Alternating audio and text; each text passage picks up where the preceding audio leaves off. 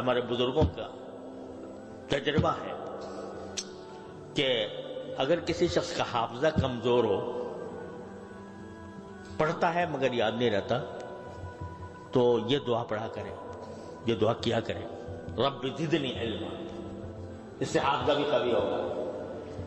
اگر سمجھ میں آنے میں دشواری ہوتی ہے تو پھر بھی یہ پڑھا کرے، رب زدنی علما، کیونکہ اس دعا کے ذریعے وہ دو پریشانیاں حضور کی رفع کی گئی نا۔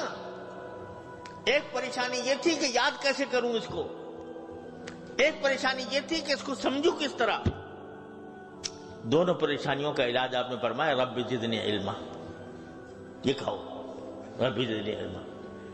تو یہ اصل میں جو دعا سکھائی گئی وہ حافظے کی تقویت کے لیے اور سمجھنے کی تقویت کے لیے، لہذا بزرگوں نے کہا کہ یہ دعا جو ہے یہ دونوں کاموں کے لیے فائدہ مند ہے۔